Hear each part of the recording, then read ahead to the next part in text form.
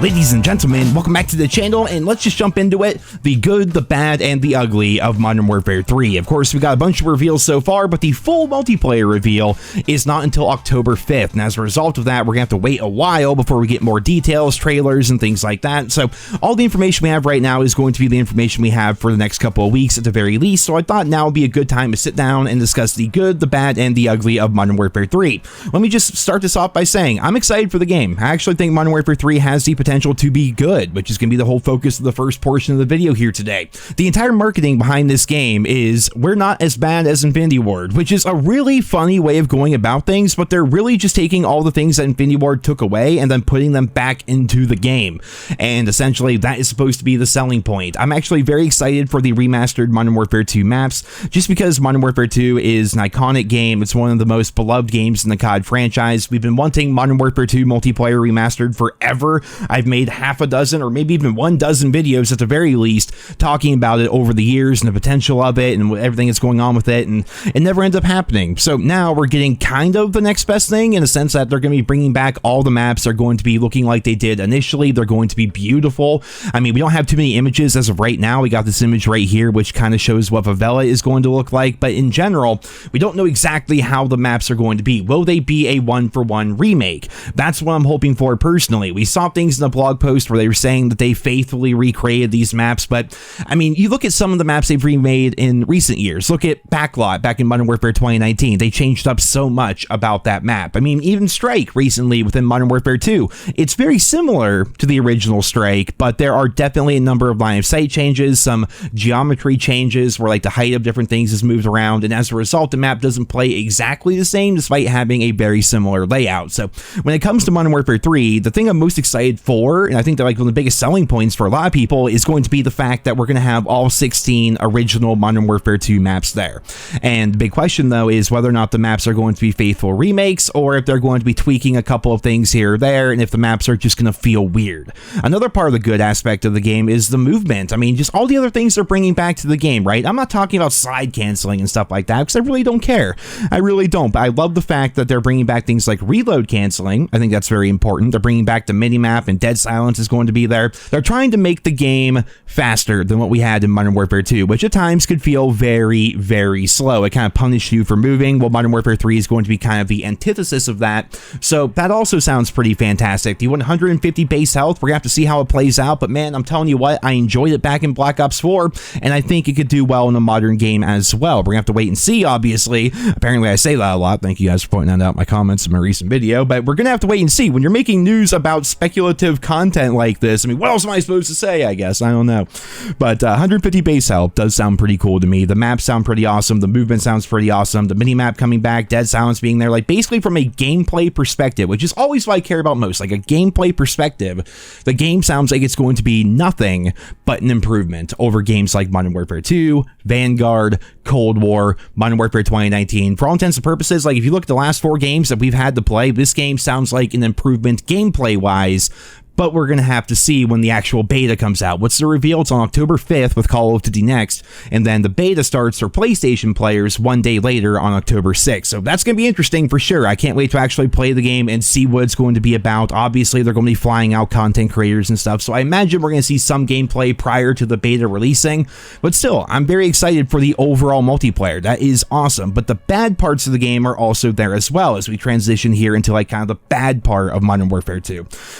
I think the bad part is the question marks that we have right now. Right now, we don't know how certain systems are going to work within the game, such as the new revamped perk system. We talked in recent videos about how things like Pig 10 back in Black Ops 2, or even Call of Duty Ghost's perk system, or even going back to Black Ops 1, Modern Warfare 3, like perk systems have been fantastic and pretty much perfected like decades ago, you know, but for some reason they seem to change that up with the more recent Call of Duty titles, and they're doing that yet again with Modern Warfare 3. We're going to have things like combat vests and boots and gloves, and apparently Dead Silence will not just be a perk, but it's going to be a freaking shoe that you equip. And it's like, well, I don't know how exactly that's going to work, which is why I'm putting that here in the bad category. And another part of the bad category, and this is kind of tying into the good category, are going to be the maps. I mean, for a lot of people out there, and this is where opinions begin to differ, but for me, I'm excited that we're going to have those old school maps returning. I'm someone who spent an entire year playing Modern Warfare Remastered. I'm cool with playing remastered maps.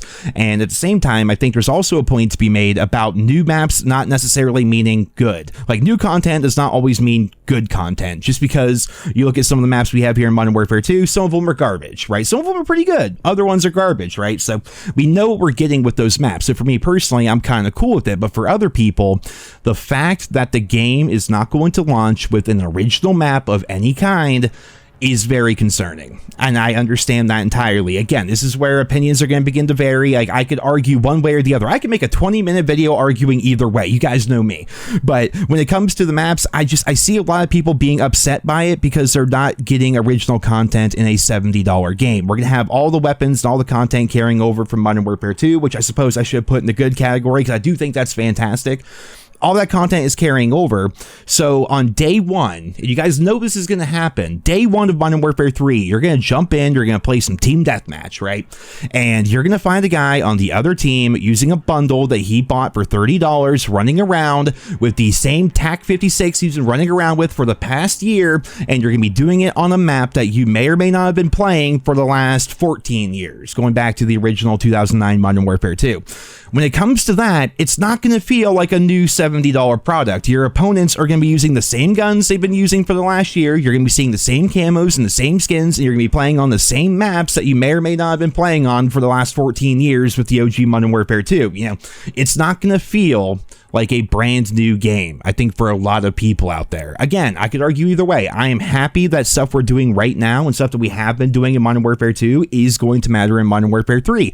That's actually got me to go back to play the game. Like, I went back and I unlocked all the DLC weapons I never bothered to get. I ended up getting a bunch of them up to Orion. I went through and I got every single attachment unlocked just because I wanted to do it. You know, the fact that this stuff is carrying over is something I've personally been wanting in COD for a very long time. Like, I've been talking about this for freaking years. You guys, if you've been watching my channel for years, you guys can vouch for me in the comments. I've been wanting this for a very long time, and now we have it.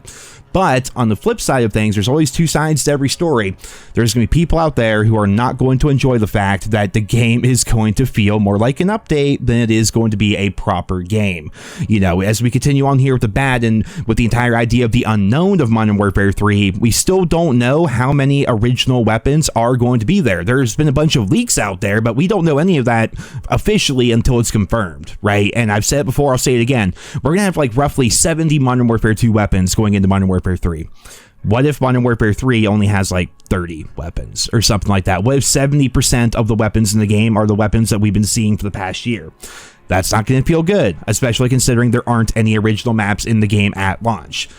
You know what I mean? So I can definitely see for a lot of people, this is going to be a big question mark. And you couple that in with the fact that we don't know how the new Cray class system is going to work. And you also couple that in with the fact that we have absolutely no idea what progression is going to be like. You can see why there's so many question marks here. And as we get to the ugly, the downright ugly, the horribleness of Modern Warfare 3, well, there really isn't much, honestly. Like, I know people title these videos the good, the bad, and the ugly, right? And I covered the good and I covered the bad. But when it comes to the downright ugly, again, it just comes down to the question mark that we have about the game right now. How will prestige mode work? Is there even going to be prestige mode? How will challenges work? How will progression work? Is the game just going to be a giant storefront as compared to being a full game? Is it going to feel more like an update than a proper $70 premium title, which is what they keep marketing the game as? We are going to have to wait and see, guys. I said it again, but we're going to have to wait and see, man, because we don't know how that is going to play out. I think for a lot of people, the ugly of the game is the fact that it will feel like an update, like I described in the bad section, talking about facing people using the exact same meta weapons from that they've been using for the past year with the same skins and the same camos on the same maps that you already know. You know, for a lot of people, that's going to be a problem. But for me, and to kind of just wrap this whole thing up here, I think it's going to be fun because the campaign is always going to be good. Infinity Ward, you can say what you want about them, and I've said plenty, but they always kill it with the campaign. They always do. The multiplayer, at the very least, should have pretty good maps and be an improvement gameplay-wise over the last 4 years of COD, at least. right? So that sounds pretty good to me as well. Outbreak 2.0 zombies could be cool. I mean, people are like, oh man, it's Treyarch zombies. I'm like, did y'all forget that Treyarch actually put together Vanguard zombies? Reportedly, they only had a couple months to do it, but regardless, Treyarch's name being on zombies does not guarantee it will be good. Vanguard's a prime example. So we don't know what the hell's happening with zombies, but overall, the game sounds fine. It doesn't... It's not going to have that same feel. This is the first time ever where the game is going to be more recycled content than actual content. I mean, Black Ops 4, to be fair, was pretty close in terms of all the maps they brought back and things like that, and bringing back the specialists and these specialist abilities from Black Ops 3. But Modern Warfare 3 here is going to be, hands down, without a doubt, the most recycled COD in history. And I think that's probably the ugliest part for a lot of people out there. And for me personally, I'm open to the idea of it because, again, new does not necessarily equal good, but this may also open the floodgates for future Call of Duty titles to do kind of the same thing, where if instead of trying to innovate or trying to, make good maps or add new weapons to the game or things like that, they can just, recycle all the old stuff and slap a premium price tag on it. I feel like a game that is going to have this much recycled content should not be a full price COD title, but Activision Blizzard is never going to sell COD for under full price. I mean, unless there's a sale, obviously, but when the game comes out, they're always going to have that $70 price tag. Hell, if they could charge $100 for the base game, they would, 100%.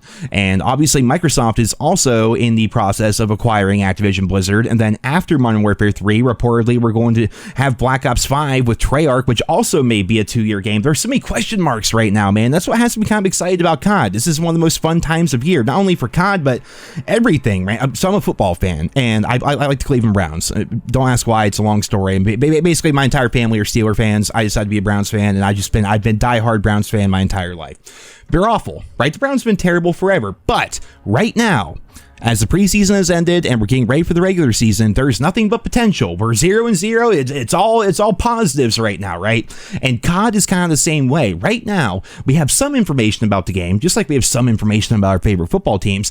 We know what's going to be happening in the future, but we have to actually see it happen. And right now, that anticipation is what's kind of fun, because right now, it's all potential. Modern Warfare 3 could be freaking awesome, but it could also be fucking terrible. And it could also be anywhere in between. And that's kind of the fun of this time of year anyway. It's all very speculative. So, as always, I'll keep you guys up to date as we learn more, as more leaks come out, as more little blog posts or tidbits or whatever, little facts and rumors and stuff like that come out. I'll keep you guys posted. But for right now, that's all the information we currently have about the game. And I just wanted to do a sit-down discussion, probably a much longer video than normal, but just kind of rant and rave and, talk about the game in general, and also gather your guys' feedback down there in the comments. So, thank you so much for listening. I hope you enjoyed the video, and I hope you guys all have a wonderful day.